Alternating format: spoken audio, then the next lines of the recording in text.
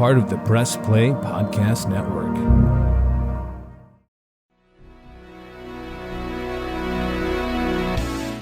Iguodala to Curry, back to Iguodala, up for the layup. Oh, blocked by James. It's over. It's over.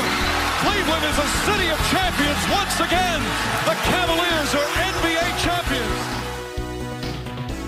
Hey, what's good, everyone? Thanks for stopping by. Cavs on the Break, an NBA podcast right here on the Press Play Podcast Network. I'm John Sabol along with Sam Amico. You know him from Hoops Wire and follow him at Twitter at Amico Hoops. You can follow me on Twitter as well at John_Sabol. Follow the pod at Cavs on the Break. Sam, Cavaliers pulling out a nice little win down there in Charlotte. 1-point thrilling victory tonight. Yeah, that was gutsy. You had some bad officiating.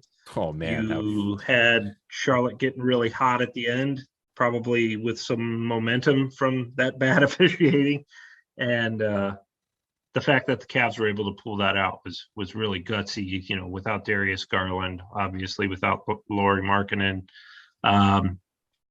just a nice win after a week that had not gone very well up until that. But winning on the road against a playoff team, that was impressive. Man, Darius Garland didn't play, but he certainly had an impact on this game tonight. And as we record this here on Friday, February 4th, Cavs beat the Charlotte Hornets 102-101. Garland not playing tonight with that lower back issue, but he did have impact on that game. What, about 4 minutes left in the game? Yeah. He gets called for a technical foul off the bench when the play was dead. Who was it? Rozier?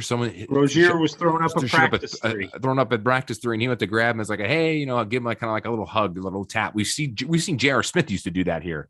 Yeah. To guys, and the play was dead. They called it a technical foul, gave him the three, which was absolutely asinine. I mean, come on, yeah. How does that even work? That might be one of the worst officiating calls I've ever seen in the NBA. And they reviewed it, Sam. That's what I was just going to say. That's the sad part is, okay, now the play was dead. The one official who made the call didn't realize the play was dead. So, okay, you made your mistake, but now you go and review it and you stick with the call. What's the replay monitor for if you're not going to correct the call and make the correct call? That to me was just stunning. I think that these officials, and I tagged the NBA refs on Twitter while ripping them. The great thing about being a low life writer, as I call myself, is that you can rip the officials and not have to worry about paying any money to the league, unlike a player or a coach. So right, absolutely. Listen, they have tough jobs. They're human. Excuse me, the game goes so fast. It's a tough game to officiate. But what we saw tonight was just absolute amateur hour. And it really swung the game in the Hornets' favor to a degree that I haven't seen. 20 years covering the NBA. I don't know that I've seen a really bad mess up by the officials such as that. That was bad. I've seen missed calls. You're going to have those. I've seen fouls called when there was no foul committed. You're going to have that because, again, the guys are so big and fast that it's difficult. By and large, the refs do a great job, but that particular play, and then you go to the replay booth, and I think that's part of the problem, is that these officials are so addicted to replays and videos and stuff that they don't worry about making the right call the first time because they can go to the booth, review it, and then reverse the call. So they're not they're not as determined to make the right call the first time, because if they mess it up or they feel like, well, we might have missed something, we'll just go look at it. I just think that was just bad all the way around. And I'm guessing that there will be some sort of discipline from the league. And when I say discipline, I mean either a fine or maybe the ref who blew the call gets suspended a game for without pay or something along those lines. But you just can't have that. You can't have the refs determining the outcome of the game, and they almost did thankfully for the Cavs' sake, they were able to overcome the refs auditioning for a role in Three Blind Mice, and were able to make those. Kevin Love made those game-winning free throws, and the Cavs hung on for what was a very telling, inspiring win. Yeah, after that play, after that botch call, Hornets went on a 9-0 run just like that with back-to-back triples to put them up 3. Thankfully, that call did not come back to bite Cleveland, because if it did, oh boy, Twitter would be blowing up. Fans would be all upset about it. You know, the whole purpose of replay, Sam, is to make sure you get the call right. And if you get a mistake, you acknowledge it and you move on and you change your call. The fact that they didn't even notice that in the replay, I am just speechless. I have no idea what that was going on. I don't know what happened there. Yeah. Well, even John Morant from the Memphis Grizzlies tweeted about it. He did. And said, "Did you see what's going on here?" So he was watching the game. So yeah, I mean, it was in my eyes, since I've been covering the league, it was a historically bad call that almost cost the Cavs a game that they deserved to win, and thankfully they were able to pull it off. Yeah, big win, because everyone would say, well, why is it such a big win? You beat the Hornets. They're only 3 games above 500. Well, it's big for 2 reasons. One, the Eastern Conference standings right now in February is just so tight. And the Hornets are only, they're the 9th seed right now. So they're in the play-in tournament. So they're fighting. So the Cavs are only 4 games up on them. Not to mention, though, put the standings and the playoff implications to the side. This game was huge for the Cavs for one other reason. You didn't have Darius Garland in there, and you overcame so many different types of adversity in that last minute or last 5 minutes of that game, where that game was all about runs. It was momentum swings. Cavs were down 9 after the end of the first quarter. Then they were up 9 at the end of the second, or went on a 9-0 run to close out to this first half. Then went on an 8-0 run in the third. Basketball is a game of runs, don't get me wrong, but the ebb and flow of everything went into the Hornets' favor, largely in part because of that blown call. Cavs defense got a little soft at times. Brandon Goodwin's shot selection in the last 2 minutes, very questionable. A couple turnovers there. I'll give him inexperience in that. He still played a great game, dropping in 12 points. So I'm not too upset really about that per se, but it shows the toughness, the gutsy play. Kevin Love stepped up, and he's been doing quite a bit lately. 25 points, those 2 huge free throws with 1.3 seconds left to seal the win. And then I guess we're burying the lead here, Sam. Jarrett freaking Allen, 29 points, career high, 22 rebounds, also I believe a career high. But you think he was upset that he did? You think he was upset he didn't get in the All-Star game? Snub much? Yeah. So and Kevin Love was. You could see him on the sideline yelling at Jarrett Allen and telling him, "You're an all-star." So, and I think he's got a shot. With Kevin Durant not playing in that game, the commissioner will decide on who gets to replace Kevin Durant.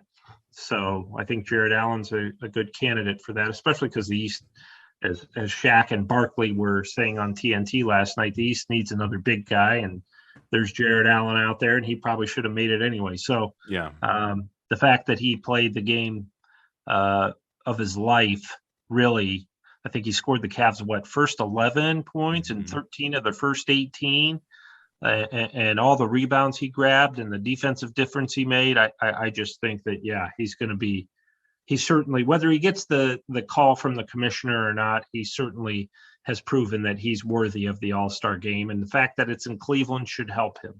Absolutely. I couldn't agree more. I think the fact that KD is not playing, that opens up a spot. James Harden will likely play. He missed tonight's game with hamstring tightness, but hamstrings are kind of odd. Still a long way to go, 2 weeks away. So, what if he re-aggravates it, or what if Brooklyn wants him to sit out? That opens up another spot.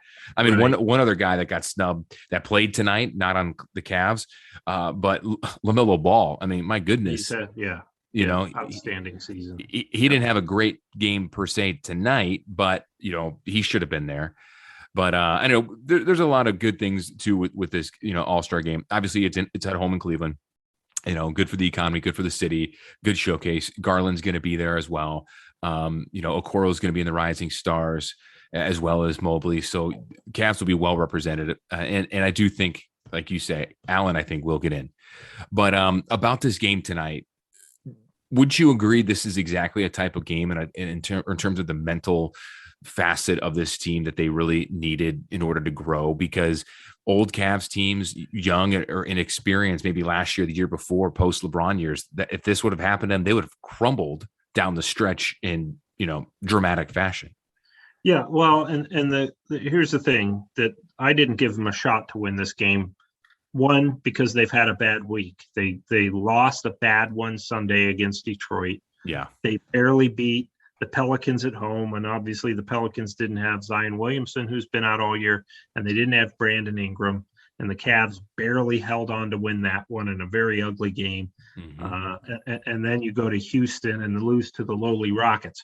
So you lost to the lowly Pistons, you lost to the lowly Rockets, and sandwiched in between, you barely beat a bad Pelicans team in Cleveland. So I was just like, they don't have a shot. They're kind of hit a little skid here. They don't have Garland. They don't have Markkanen. To me, Rondo has not done a nice job, overall. He's had some moments, but overall, he's just not looked good. What are you going to do? The guy's 36 years old, which in the NBA is generally time for the rocking chair. So he's just not, he's not the same guy he was. And you call it Sam, you call it the rocking chair. I call it the glue factory. Yeah, I'm a little nicer than you, though. I think we determined that. Yeah.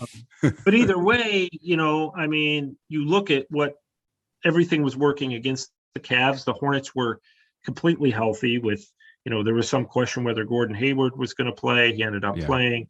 Terry Rozier from Shaker Heights, who plays for the Hornets, has been a long-time Cavs killer. He almost did it again tonight.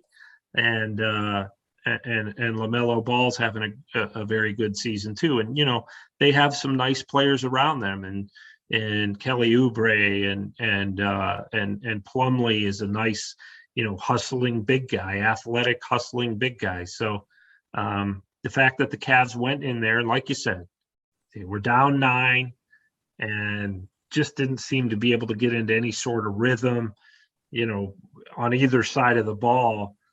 Lesser Cavs teams previously without LeBron would have just gotten blown out or maybe put up a little bit of a fight and lost, but this team just never stopped. And it's so typical of them to kind of this year just always keep believing. We were kind of writing them off a little bit. I wouldn't say writing them off, but saying, oh, here we go.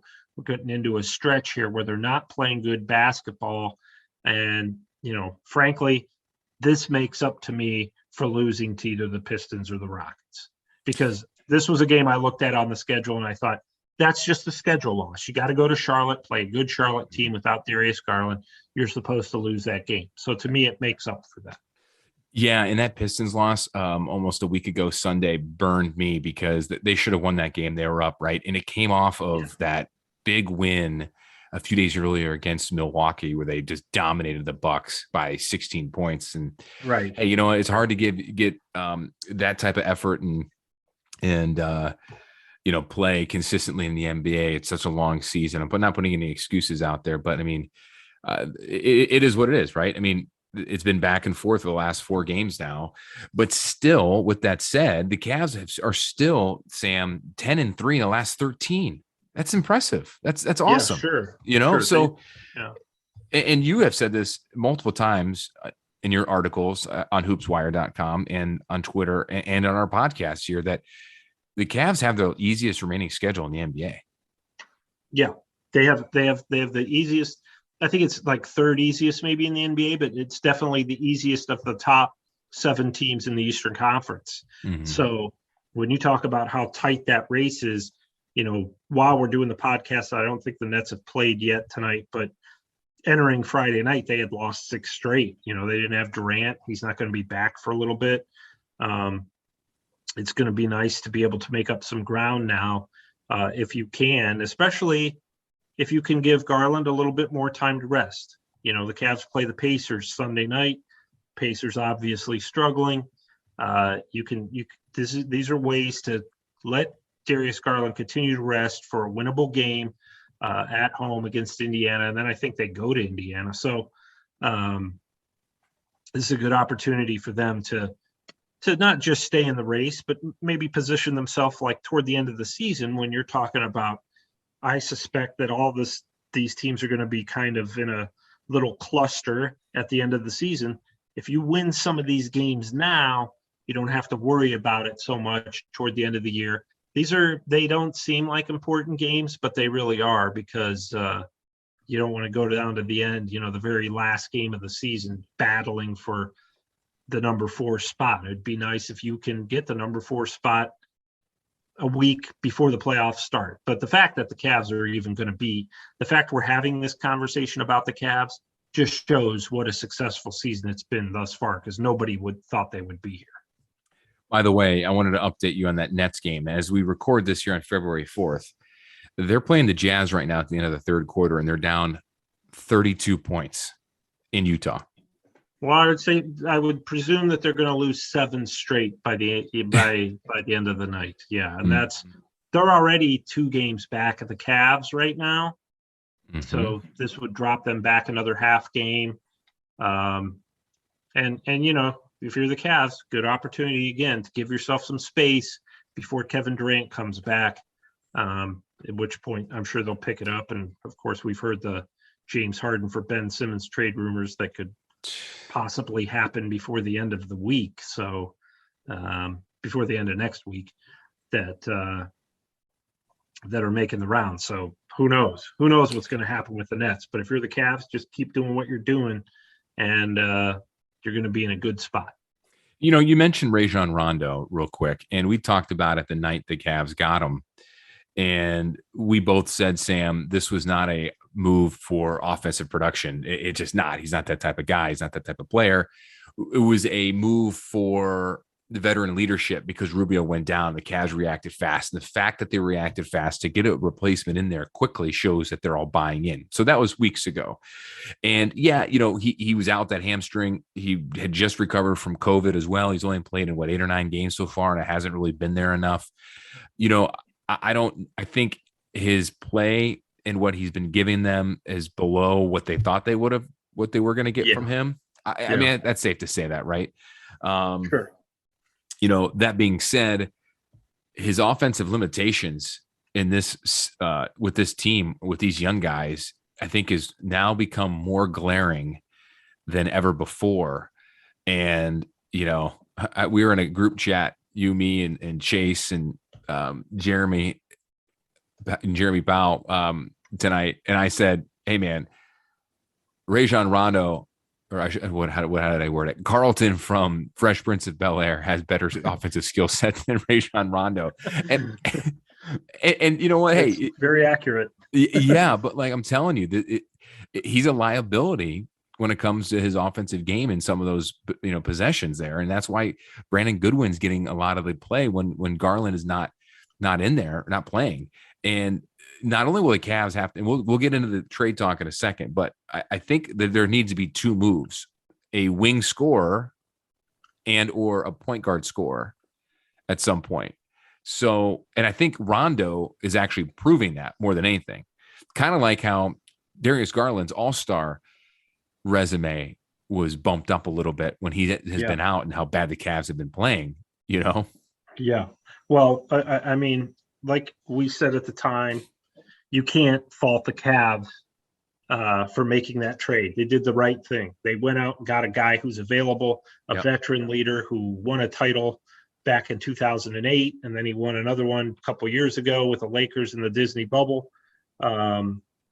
So, I mean, the guy's been in winning situations. He's been in lousy situations. He's been in situations that were very similar to the Cavs last year when he started with the Atlanta Hawks. Very similar type team last season, a young team that was on its way up. And Rondo was there all the way till the trade deadline. And then the fact that he was available for nothing. I mean, you got him for nothing. So the Cavs did the right thing by making that trade. But as we've seen in the limited sample size, we've seen Rondo with the Cavs. They're playing 4-on-5 on offense when he's out there. He did hit a nice bucket tonight when the Hornets were kind of going on a little bit. Seemed like they were starting to get a little momentum, and Rondo hit a runner in the lane. So that's where that experience and, just the previous guy who's quote unquote been through the battles came in handy. But overall, when he's out there, the Cavs are playing 4-on-5 offensively. He had a real nice defensive possession that I felt probably went unnoticed by a lot of people, where he really helped double team down low, forced the Hornets big guy to kick the ball out to the perimeter, and Rondo got back out there to defend a perimeter shot, and the guy missed it. It was very underrated defensive possession. But by and large, you're right, John. They clearly, they're missing backcourt scoring. They miss obviously Sexton, who was he averaged 24 a game last year, was averaging 16 a game when he went out this year. And then Ricky Rubio was averaging a career high 13.5 points a game. So, right there's 30 points between Sexton and Rubio. You lost that. And then you have, on top of that, you've had Darius Garland now miss 3 straight games. So there's another 20 points and 8 assists or 9 assists that you're missing. So, yeah, you need to protect yourself for a situation when Garland isn't playing. Right there, you're losing about 50 points out of your backcourt scoring when you factor in Sexton and Rubio. So you need to go get another backcourt scorer. And like you said, it's probably not going to hurt whether you bring someone else in terms of signing them as a free agent, or if you make a second trade to go get another point guard. Chase said in our group chat tonight, Chase Smith said in our group chat, I think it was Chase, said, I wouldn't be surprised if Rondo doesn't finish the season in Cleveland. And there's some validity to that. There's some validity to that, because this is a team that's all in to get the highest playoff seed they can. And, I like what Goodwin's done. I really like what Brandon Goodwin's done. He's a good guy. He had a nice couple years in Atlanta before he came to Cleveland. Brandon is represented by Aaron Turner, who's from Orange, went to Orange High School. I really like what he's done so far, but he's not, he's somewhere between a second and third string point guard. He's not a clear number 2, but he's done some nice things. So good for him. But I still think they need at least one really guy who can bring it in terms of scoring in the backcourt, and they could use another facilitator for sure. It's funny. We were doing the podcast a couple weeks ago, about a month ago, when the Cavs signed Goodwin. Remember that? And we're like, who's this guy? Yeah. And we looked him up. We're like, 10-dayer. He's gone in 10 days. Let's not even mention him. I mean, we decided not to mention him. Right. Yeah. Right. Man, we were dumb. Just like how we picked the Cavs to barely win 20-some games this year. Well, let's not keep reminding everybody how dumb we are, because I know I hear it every day how dumb I am on Twitter. So, oh man, the Twitter and world. They're often right. I don't hold it against people. Yeah, gotta love the keyboard warriors. Hey man, it's sports. So everyone's got an opinion.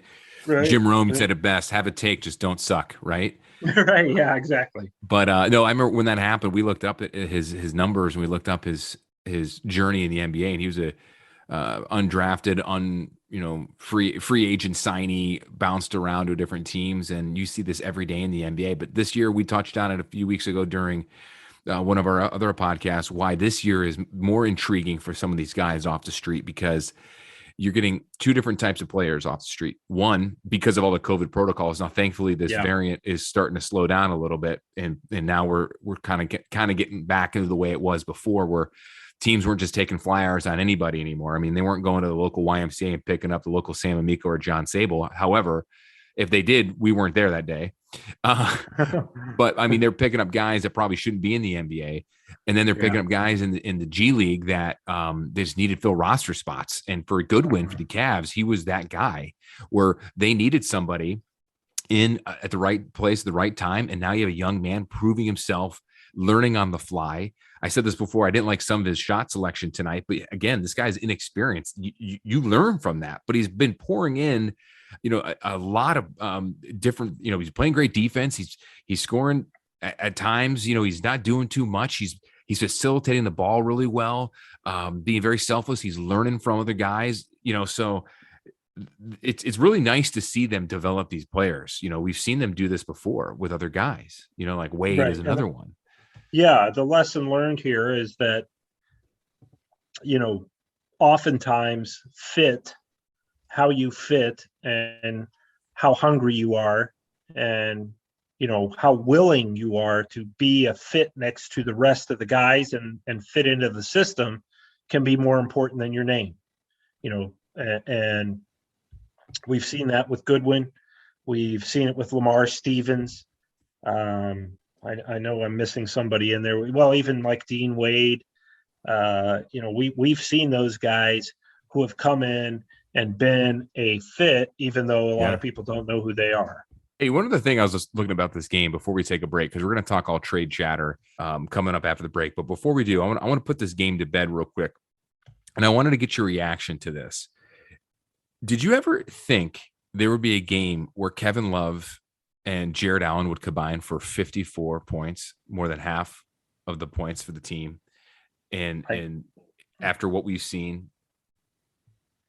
I surely wouldn't have thought that if you had told me that would happen in the same game and or that would happen in a game and the Cavs would win that game at the beginning of the season. If you had told me that, I thought that's never going to happen because Love's probably not even going to play that much after the miserable summer that he had and the miserable season he had last year. I thought he was done in Cleveland. They were just going to have to keep him and pay him, and maybe he'd even end up sitting out in an Andre Drummond type situation. But his rebirth is not, basketball rebirth is not just one of the great stories for the Cavs, but it's one of the great stories around the NBA.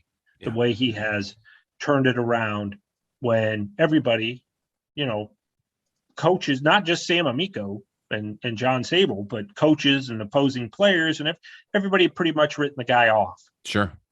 And the fact that he's come in and really looks like a different guy, not just in terms of his ability, but and staying healthy, but in terms of the way he's contributed and the way his mindset is when he approaches the game. He is all in and is enjoying his role off the bench. And obviously, Jarrett Allen, to me, really the best center they've had in a long, long time, and has really just improved with each season. He really has. Since he started with the Nets, it just keeps getting better. And he was determined tonight. You could see the determination in his eyes tonight. So with those free, because with he's those good guy and a real talented player. Yeah, and with those free throws too by Kevin Love, I mean, you could just see right then and there. I mean, he was in the zone. He's having fun. Yes. You haven't seen him have this much fun probably. Well, I mean, 2016 obviously, but there were some bumpy roads, in bumpy spots in the road to the championship in that year early on as well. But I mean, here's a guy who probably, if he keeps this up, Sam, will likely win Sixth Man of the Year. At least I think he will. And has bought in and has become that leader for this club when they need one without Rubio too. Those two guys were those rocks, and you're having these other younger guys to lean on Kevin a lot. And I think that can't be overlooked a lot. And I think got to give him a lot of credit for that. Now, here's the thing too. And what we've always forget about is the relationship he has with JB Bickerstaff, which really started with Bernie Bickerstaff years ago, I believe in Minnesota. So there's a trust there with those two. I mean, even with JB, I mean, 3, but 2 with JB being the head coach, obviously, but in knowing him from his time in Minnesota and his dad and everything. I don't know if you have another coach in this current situation, you're going to get this type of Kevin Love because he has a trust in him. in Bickerstaff, and he knows he's buying in. So, right. I think that can't be understated as well. So it also goes to show what a great job JB Bickerstaff is doing with this team as well, in line for Coach of the Year as well. Yeah, I would say that you can't you can't understate, and it really it's been one of the things we don't talk about enough. I think it's just because you always focus on the players, which the NBA is a players league, but you can't really underestimate what a job that JB Bickerstaff has done, because so much of what they've been able to accomplish, because you look at things, John, the way, they had to overcome the loss of Sexton and Rubio, and then, Evan Mobley, let's not forget, missed some games with a sprained elbow. Mm-hmm. Okoro's been in and out with a couple of issues, including a sprained elbow. Markkanen and Love entered the COVID protocols very early together. So there's been a lot of guys in and out of the lineup. They use a lot of different starting lineups. And now, of course, you have Darius Garland's situation. Yet they've always maintained that fight. They've always maintained that belief. They've always had their coach having their back. They've always kept their identity. And that is coaching. That is a real credit to Kobe Altman in the front office, president of basketball operations, Kobe Altman. The way that they've built this culture in really such a short time, because at the end of last year, the culture wasn't very good. Mm-hmm. The locker room wasn't that great. But the way that they just turned this around, and I don't even know how they did it other than sprinkle some magic fairy dust on the guys. It really goes without explaining, but they just stuck to what they believed in, and they never wavered from it, despite guys like me and fans and other teams looking at them and saying, what are they doing? I had some agents ask me, what are they doing? And what is this team doing? It doesn't make any sense. And Kobe Altman never wavered from the plan. And JB Bickerstaff has brought this young team together and gotten them to believe and got them to respect his voice. Both of those men deserve a lot of credit for everything that's happened this year. And I really don't think that, JB Bickerstaff, to me, other than maybe Taylor Jenkins there in Memphis and the great season they're having in Memphis, Mm-hmm. JB Bickerstaff is really, if not the front runner for Coach of the Year, he's tied with Taylor Jenkins right now. Yeah, Cavs and Grizzlies, two surprising teams in the NBA, and Taylor Jenkins, yeah, you're right up there too. I think the only difference, and we're not trying to we'll put bias aside here, but I think look what JB has done with less of a roster, with losing Rubio, losing Sexton, and all those guys that have been hurt throughout the year. Markkanen, who's still out with that ankle injury, and Mobley and Garland and Allen at times, and it's just been a revolving door of situations that an injury that JB and company had to plug and go. So I agree. The two good stories and two markets that desperately need basketball to thrive. All right, Sam, let's take a break here. Coming up after the break, I want to go through trade deadline, because the deadline coming up here, can you believe it? After all these podcasts and posturing and predicting and all this stuff, the trade deadline is 6 days away on February 10th. But the next time you and I do a podcast, it'll be over, and we'll still be reflecting on the soon to be Cavs trades that will then be old news, because they're going to make a move, right? They have to make a move. We're going to touch on potential targets. This time, I'm going to give Sam a guy, and then Sam's going to give me the percentage chance of that happening. I've got a list here, Sam. Are you ready for that coming up after the commercial break? I couldn't possibly be more ready. Can you hear the excitement in Sam's voice? No. We're ready to go here for the Cavs trade chatter. You're listening to Cavs on the Break, an NBA podcast right here on the Press Play Podcast Network. Don't go anywhere.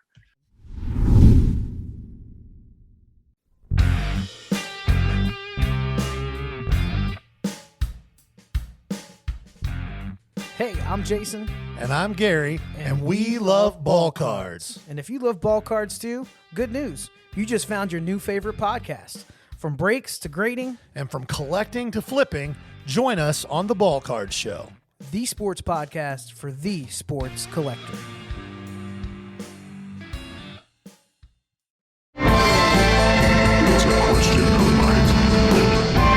Hey everyone, I'm Holly Wetzel. And I'm Jeremy Powell. And we are your hosts of The Orange is Oranger, a Cleveland Browns podcast on the Press Play Podcast Network. We give you all the dog pound coverage that you'll need each week to get you ready for kickoff and beyond. Don't miss our breakdowns of each week's matchups, game recaps, and any and all news out of Berea to feed your Browns appetite. As we all know, Holly, dogs got to eat. That's right, Jeremy. Hit that subscribe button and never miss an episode of The Orange is Oranger Browns podcast on the Press Play Podcast Network. Looking for new insights on the Cleveland sports scene with a unique side of Cleveland sports history? Then you found the perfect podcast. I'm John Sabol. And I'm Scott Sabol, and we're hosts of the Sabol Brothers on the Baseline podcast, a podcast about Cleveland sports, but not your typical podcast about the land's sports teams. Join us as we embark on a journey of sharing a unique and historical side of Cleveland sports history with the help of some former Cleveland sports stars and other historical figures. All right here on the Sabol Brothers on the Baseline podcast, part of the Press Play Podcast Network. Hey, welcome back, Cavs on the Break and NBA podcast, right here on the Press Play Podcast Network. John Sabol alongside founder and writer of hoopswire.com, Sam Amico. Remember, you can follow us on Twitter. Follow Sam at Amico Hoops. Follow me at John_Sabol and at Cavs on the Break on Twitter. But for now, as you listening here, we're going to talk some potential Cavs trade targets. I'm going to give Sam a name of a potential target, which we've talked about before, maybe some new ones, realistic, unrealistic. There's about 5 or 6 guys here. And I want you to give me a percentage chance of that happening. Now, with that being said, these guys are weighted differently. Some guys won't require a young core member. Most of these guys will require, draft picks and so forth. So you tell me what would require it. I think we're all in agreement here. The Cavs' best trade target or trade ammo that they have is Ricky Rubio's contract and their second round pick and their 2 second rounders and their first round pick. So that's kind of without saying which would likely be involved in any of these trades. Okay, so let's go with the obvious, the one that you've been writing on HoopsWire now for months, Caris LeVert. Chances of that actually happening, because there have been some talk now that they're increasing their asking price for him. That is the Indiana Pacers. Yeah, he just had a 42-point game, so it would only make sense for the Pacers to increase their asking price for Caris LeVert. But I would say that it's still, to me, the Cavs are LeVert's very available. So this is why, to me, the percentage is in the 60s, because he's very available and the Cavaliers are very interested. They feel like he's the type of player who would be a fit. He doesn't need to ball dominate to score. He's not a guy who wants to be a 1A on a team, and you can't really bring in a guy who wants to be a 1A, because the Cavs have a 1A in Garland and they really kind of have a 1B in Jarrett Allen, and a guy like LeVert is a willing 1C or even D in the situation. So, but he's a very capable scorer, and he would answer your need for a guy who scores. He's not a great outside shooter, but that's okay. He finds ways to put the ball in the basket. His outside shot has improved, and he can handle the ball. He could even act as your backup point guard sometimes. But he would certainly, even if he's not your backup point guard sometimes, he would certainly take off a lot of pressure off Garland in terms of both scoring and being able to facilitate. He's got good size at 6'5". He's a decent defender. So those things are all factored into it. To me, LeVert is the guy they want. That is the guy that they're targeting, and he's available. So that makes it easy. Now, do you give up 2 first-round picks for him? Obviously, one of them would be this year. No big deal. If you're the Cavs, you're going to be drafting in the 20s if things keep going the way they are. Caris LeVert's probably going to be better than whoever you can get at number 24 in a down year in terms of the draft. So in that sense, yeah, we'll give you our first rounder. you try to sell him on, we'll give you this Rubio contract that's expiring, and then we'll give you our 2 second-round picks. And if the Pacers balk at that, then you consider, okay, do we give away our first-round pick in 2 years? Maybe lottery protected. I think that would be a fair thing to do. Maybe you do that. So it might take that, but guess what? Theoretically, Karis LeVert replaces Sexton. He's going to get you 16 points a game that Sexton was getting you this season, and he's going to be able to handle the ball like Sexton, probably better. He's got size. And next year, you know what? Then all of a sudden you have LeVert, Sexton, and Garland, presumably as your 3 backcourt players, and you can figure it out that way, and maybe Sexton finally comes off the bench. So I think that if you don't have to give up a player from your core, and this is the guy you want, and you've determined that he's going to be the best, again, it goes back to fit, and he is a good guy who's never been an issue in the locker room. He's always been the opposite of that, a good guy to have around your team, and his teammates like him, the coaches like him, and he's he scored 42 tonight, but he doesn't need to do that. And he only did that because they needed to win. There'll be games where he'll have 7 or 8 points if that's what it takes. So he's their target. I would give the odds of Karis LeVert trade better shot than anybody else. The Cavs issue with that is going to be that, yes, there are other teams out there after him as well, which also could drive up the asking price for him. Sure. Okay, so you got LeVert around in the 60s. Let's just go 60% to make it easy. Sure. Eric Gordon of the Houston Rockets. I think the Rockets are probably asking too much for him right now. They're a rebuilding team, so they're going to want a young player somehow. They definitely want a first rounder. Again, to me, not as dynamic as LeVert, an older guy who has value. I mean, he certainly has value. We saw him defending Kevin Love in the post the other day. Even though he's 6'2", 6'3" shooting guard, he was down there playing power forward and did a very nice job, not just against Love, but against Jarrett Allen and some of the other, Evan Mobley. He's a scrappy guy. He can fill it up from 3. He's kind of streaky. He's probably not going to get you more than 8 points a game. He's not a very good ball handler. He's not going to score a lot, from the mid range. He's either going to get you a layup or a 3-pointer. He's not going to get you anything in between very often. So I think the Cavs realize that, and they do like Gordon, and he is somebody who's on their radar, but I would say that's probably about 25%, only because they probably don't want to give up right now what the Rockets are asking. Maybe that price will come down. They can't get LeVert. Gordon will be a last resort type of guy who would help, but he's not somebody that you want to mortgage a farm for. Another guy, personality wise, who would be a fit, by the way, but just not what and he's got a big contract, so that's something you'd have to factor into. So I just think that I think that they'll explore a deal for Eric Gordon if LeVert doesn't work out, but he's not a high priority. So I'd put that at, say, 25%. Buddy Hield. Buddy Hield's another guy that you like, younger than Eric Gordon, a better player than Eric Gordon for sure. A guy who can fill it up. We saw that in Sacramento when the Cavs played Sacramento. I think he hit like 5 threes in the third quarter or something. Pretty decent athlete.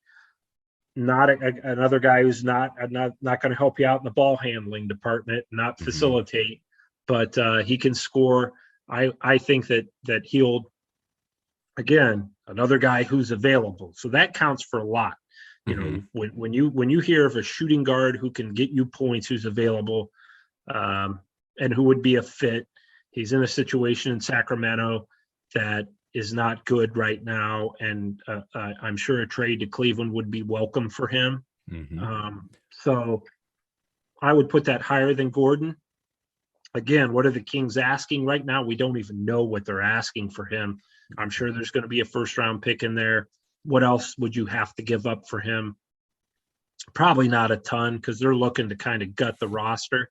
So, I would put Hield 35-40%, somewhere in there, because he's probably higher on their radar than Gordon at this point if they can get Hield, because he's just younger, more athletic, and a better, more reliable scorer. Terrence Ross. Terrence Ross is a guy I know that the Cavs really like from the Orlando Magic. 6'5", 6'6", pro's pro, a little bit older guy, having a little bit of a down year compared to most years. And that part of that is because, his playing time's been eaten into a little bit because they're on a youth movement. Mm-hmm. But again, not complaining about anything. Last year, he averaged 15 points a game. He can get you buckets. He doesn't demand the ball. Not a facilitator, but he can get you baskets and points from everywhere. Mm-hmm. He's not a knockdown 3-point shooter. He's more of a mid-range guy, but that's okay. He's a threat, and he's a veteran who would be willing to come off the bench. Obviously, he's done that for the majority of his career in Orlando and has kind of been their spark plug scorer off the bench. You could also start him. Yeah, I'm sure he would finally welcome a starting role for a team that's having success like Cleveland. I would put him in the 50s, 55, probably not as high as LeVert because they don't want him as much as they want LeVert, but he's a guy who could be had. He's got a good contract in terms of, if you're trading for him, you're getting a nice value. And he's a guy who's going to help you because he's a veteran guy who only goes out to play to win. And he's limited in that he's pretty much just a scorer, but he's a guy that would fit well here just because and the Cavs like his professionalism and his approach, never complaining, always accepts his role, whether it's playing 25 minutes or 5, and has shown that he's capable of getting you anywhere from 12 to 20 points a night. That's the kind of player that they have a strong interest in. All right, 2 more. DeJounte Murray. I think DeJounte Murray's a long shot. You would have to give up somebody good. And the Spurs, for one, I know the Spurs just traded Bryn Forbes to the Nuggets a couple of weeks ago. They are a very low-key team that doesn't make trades in season very often. They've already made one. They probably made their first one in like 10 years during the season. They'll make some obviously in the off season, but during the season, they have historically rolled with what they got. Okay. Now you're talking about their best player. Murray has become their best guy, and he may, with Draymond Green being injured, he may get into the All-Star game. Okay. So now you're asking the Spurs, what do you want for your young all-star guard? And they're going to say, well, we want your first round pick, obviously. And the Cavs would say, yeah, sure. And then, we probably want your 2 second-rounders so we can package those and move up. And the Cavs would probably say, yeah, sure. And then they would say, that we would like also Isaac Okoro and maybe or Colin Sexton. And they're just going to price themselves out of the Cavs range. And frankly, I don't think Murray will get traded, this season at all. Because really he's the kind of guy that you try to build around. But, there's always things to consider, contracts and all that kind of stuff. And maybe the Spurs feel like they need to kind of move in a different direction. And they could get a lot from Murray. That's the only reason they would trade him. It's because they can get a lot. And when you see a trade for DeJounte Murray, you're going to say, wow, look what San Antonio did for themselves. You're going to think that they did a really nice job because he's if not an all-star, a borderline all-star and a younger player. So I would put that in I'd say 10% for him, just because you would have to break up a little bit of your core for a guy that you're not positive is going to be a perfect fit. Very nice player. But again, it comes down to the fit factor. and then all of a sudden you're breaking up your core a little bit, and I don't think the Cavs want to do that. Last but not least, Dennis Schroeder. Dennis Schroeder would make sense. I think that's become a little bit more intense, the Cavs' interest in him, knowing that he's available, knowing that he has a small contract that expires at the end of the year, knowing that he could serve as your backup point guard. And again, another guy who's been in a lot of situations and adapts pretty well. I think he's proven now he's not a starter, but he's he could start next to Darius Garland for sure. And at worst, he could be playing, 25, 30 minutes at both guard spots.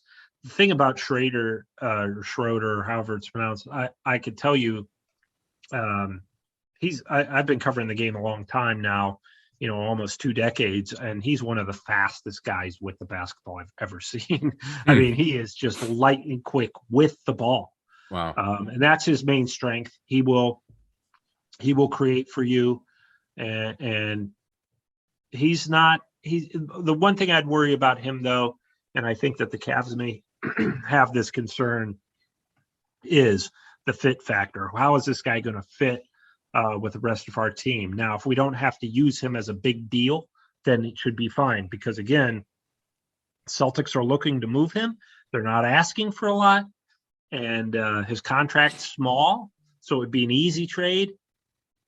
And I think if you gave the Celtics your 2 second rounders, that would be your starting point. You wouldn't have to give up much from your core, and it'd be a real possibility. So that said, I don't think the Cavs' interest at this point is intense. It's more, they have more of an interest in Schroeder today than they did last week.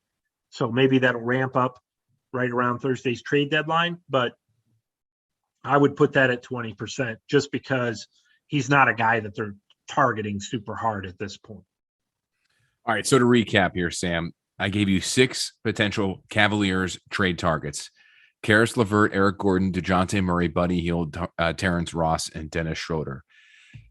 The percentages you gave those guys, I'll go from top to bottom. Karis LeVert, 60%, Terrence Ross, 55%, Buddy Hield between 35 and 40%, Eric Gordon, 25%, Dennis Schroeder, 20%, and DeJounte Murray, 10% chances of them actually acquiring one of those 6 players. Now, of course, anything can happen. There could be a trade involving somebody else I didn't name or you haven't written about. You never know with Kobe Altman. He has thrown he has proven that he can make trades and make roster moves that come out of nowhere that we didn't think was going to happen, i.e. Lauri Markkanen over the summer.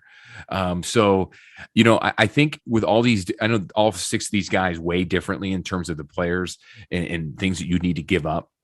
Obviously, and I agree with you on all your percentages. And I agree with you that Terrence Ross and Karis LeVert are still the 2 more available ones out of the rest, and DeJounte Murray being the complete long shot. You'd have to probably include, and we've talked about this before, I think you wrote about it as well, a Sexton and or a Coro in a trade for someone like that. You need to take someone from your core because he is such a difference maker and is going to have the largest asking price. Plus, like you say, the Spurs don't make a lot of in-season trades, and they also don't make a lot of trades, period. It's not a Greg Popovich style. They love to develop those guys through the draft or free agency or overseas. The one part that I think is interesting, and I pose this question to you. What do you think is more likely to happen? The Cavs trading for a point guard scorer, or will they also make a second trade for a wing? Like, do you see them making 2 trades, or is this just going to be maybe just one trade? Because the point guard depth right now is just has been getting pummeled with the injuries. Because before the Rubio injury, and even with the Sexton injury, we don't really mention it, but they need a scorer, or we mentioned it. They need a scorer, right? But they didn't necessarily need a point guard until Rubio went down. You needed a wing. The Cavs still need a wing scorer. I just don't think they can get both in a trade without giving up a core, someone in their tight core right there. Would you agree? Yeah, I think what's going to happen is they're going to trade for a wing scorer. Obviously, again, the reason they like LeVert is because he can do both. He can help with the ball handling, and he can be your wing scorer. Frankly, the guy plays anywhere from small forward, shooting guard, point guard. Yeah. Those three positions, he's kind of got, helping you cover. Right now, if the Cavs had Karis LeVert on the team, he'd be doing what Cedi Osman does, only a lot better, because that's not Cedi's role. Cedi can't play point guard, whereas LeVert would come in and be playing point guard right now with Darius Garland out. So that's why you like him. There are other guys in the league like him. I don't know them off the top of my head or if they're available, but there are other players out there like that. There's always guys like that. There are always someone available that we're not mentioning. These are just guys that you've written about, guys that you've heard about, people that we see in trade chatter that I just kind of mentioned. There's always somebody. And the thing about LeVert is this is a guy that, like you mentioned, is a good character guy, and he could fit in this roster. This isn't just a stopgap for this season. Karis LeVert, we've talked about it before in other podcast episodes. Karis LeVert's contract, he's in for the next, it would be a season and a half. He's under contract next year. He would be unrestricted free agent following the 2023 season. So you, in essence, be getting him now for a season and a half at about $17 million or $18.7 million next year, because his $17.5 million he's getting paid this year is, be cut in half because of the season's half over.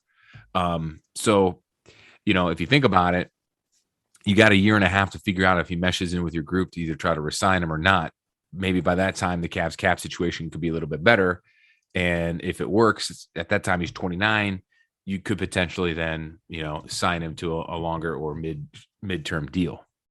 Yeah. And I think what's going to happen, if you want my prediction, is that they're going to make a trade for a wing type player. I think that's probably going to be their trade. They're going to give Goodwin every opportunity to keep this going. Mm-hmm. There's a chance that they could make a trade. I think they're either going to trade for Karis LeVert or somebody we didn't mention. That's just the way they operate. Right.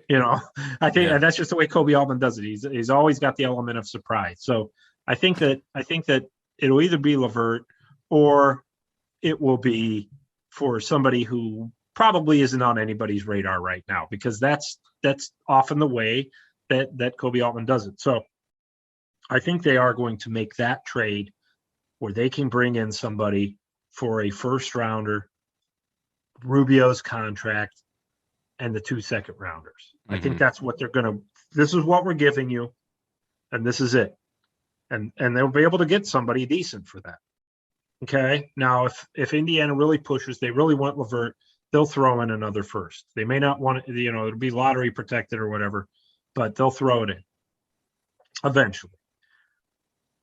If that doesn't happen, it doesn't work out that way, then they're gonna go after somebody we probably don't know about. Maybe Ross could be the guy. But if they do get that wing player, there's a possibility they make a second trade for a point guard. I think the odds are less of that than them kind of either waiting out the buyout market for a veteran, which would be just a week after the trade deadline, maybe even a couple days. And the trade deadline's Thursday, by the way, everybody, at 3:00. You have to have made all your trades by then. And if not, then you start hunting down the buyout market.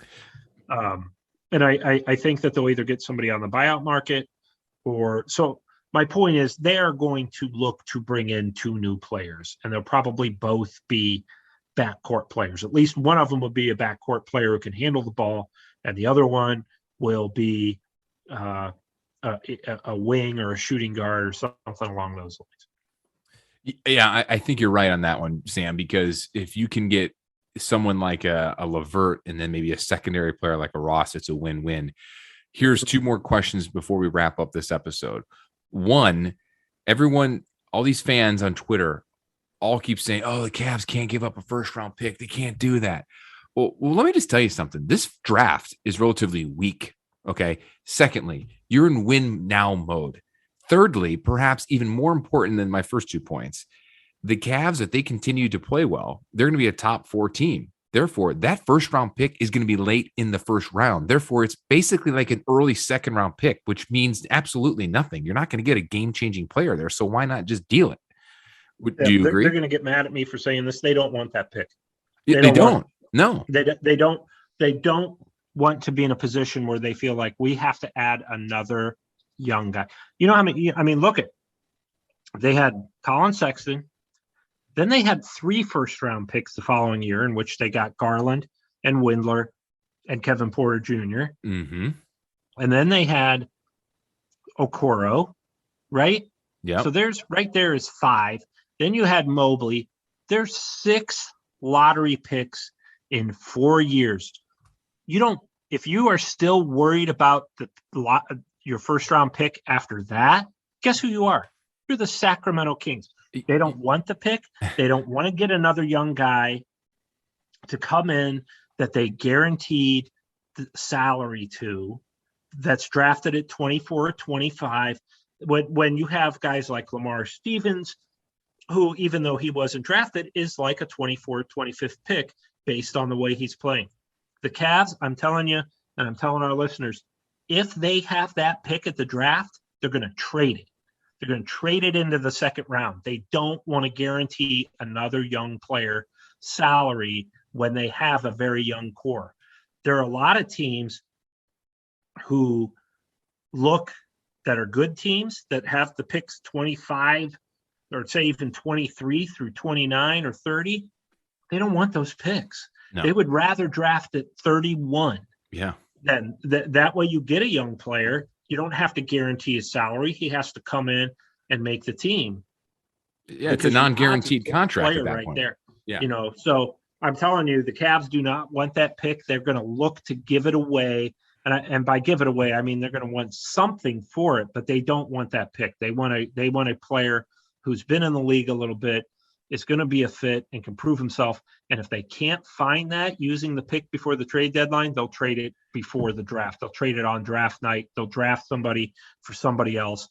And they're so any fan that says, you can't trade that pick, you better get over it, because they're not going to have that pick come draft time. Which why I think the Eric Gordon situation is very intriguing, because you have Houston, who is in rebuilding mode, who's super young team, and Eric Gordon, I mean, he's an older guy making a ton of money.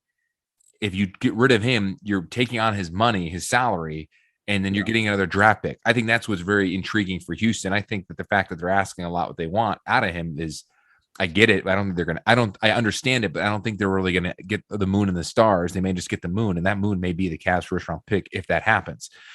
Talk about money. You talk about holding a roster spot. The second part of that question, Sam, is we don't know for sure. Do the Cavs want to add more salary? Because where are they at right now under the cap? They're about what, 3? They're close, aren't they? They don't want to add a lot of salary, and they can't add a lot of salary. They don't want to pay, the tax to the point where, it's embarrassing, because you're just a playoff team, a championship team. You're a playoff team, and that's okay. Nobody saw that coming, but you have to be wise about your spending when you do that. So they fully intend to do that. They don't want to lock themselves into something that's going to hurt them and handcuff them financially. Mm-hmm. So that's something that's going to be considered at the deadline, and Kobe Altman, when he has a trade and he goes to Dan Gilbert and, okay, can we do this? Are we going to do this? And Dan Gilbert usually says, okay. But Kobe Altman will be wise about it when it comes to that. And that's something that they'll consider a lot ahead of the deadline, is how does this guy not only fit on the court and in the locker room, but how does he fit under the salary cap and financially, and is it going to hurt us? Maybe this year you take a hit if you have to, but you don't want to take, repeater offender tax and all that kind of stuff moving forward. For those who don't really follow the salary cap, just know that the Cavs get taxed. There's an actual salary cap.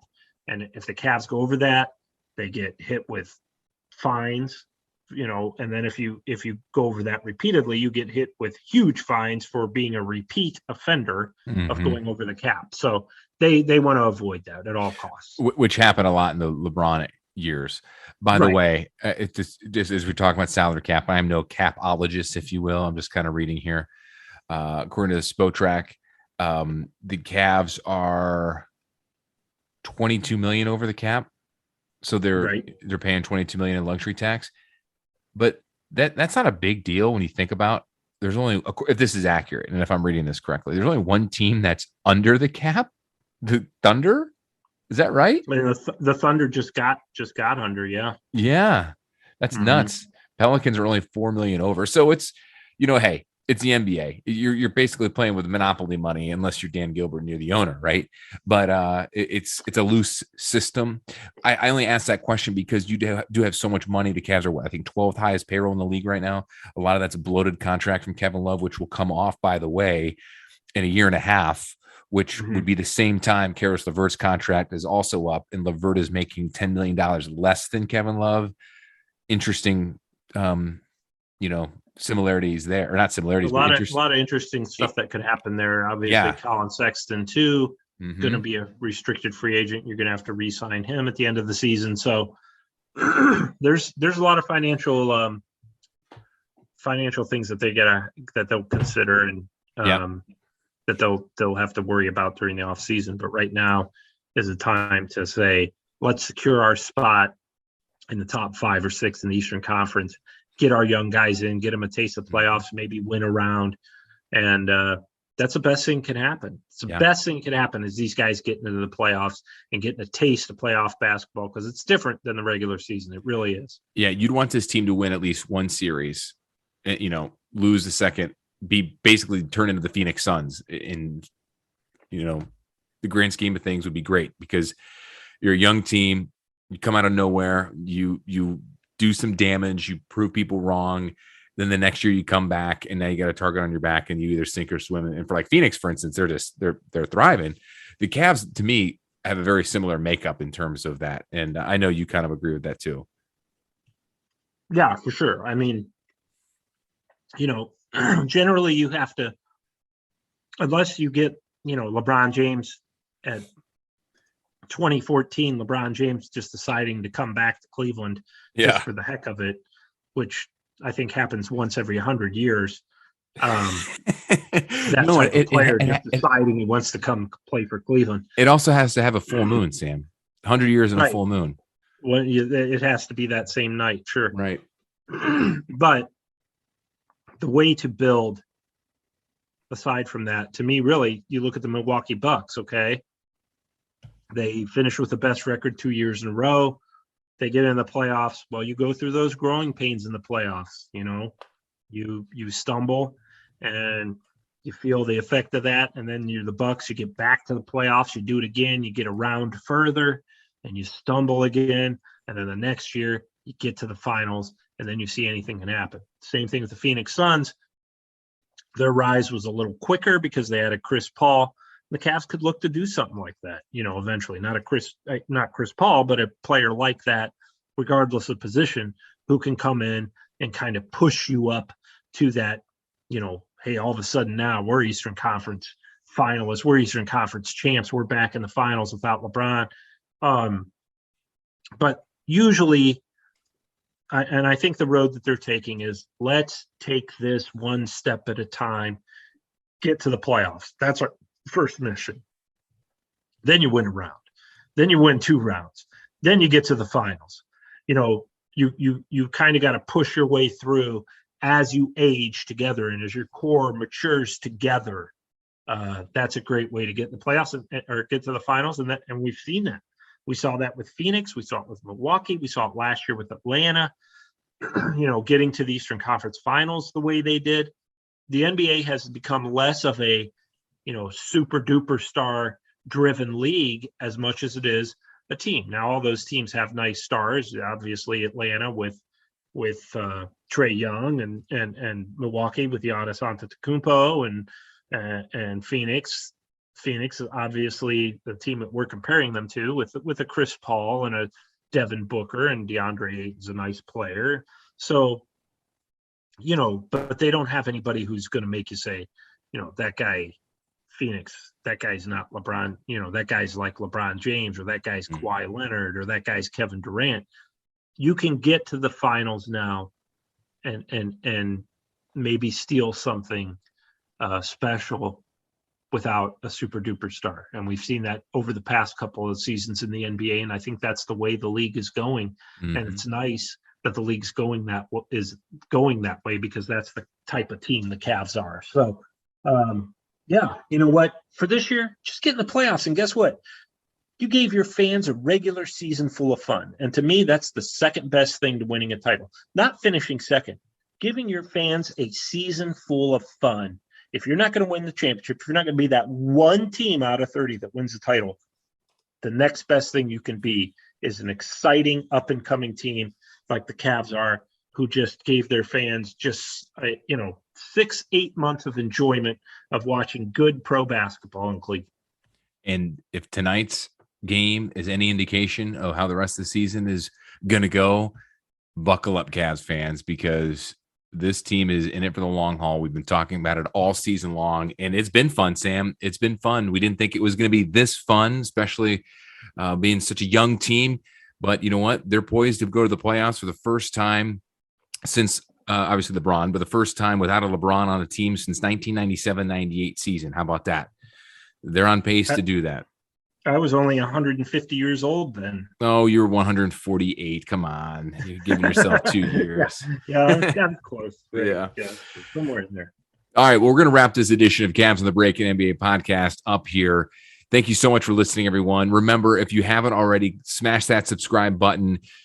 Subscribe to us on Apple, on Spotify. If you can, write a little review, rate us. We'd love to get your feedback. Tweet at us. Remember, you can follow Sam at Amico Hoops on Twitter. Follow and read him on hoopswire.com. Sam is going to be a busy man in the next 6 days with this trade deadline. You're going to get your entire NBA fix there on his website. And next time we chat, Sam, Cavs are going to be making a move. At least we hope they will. They need to.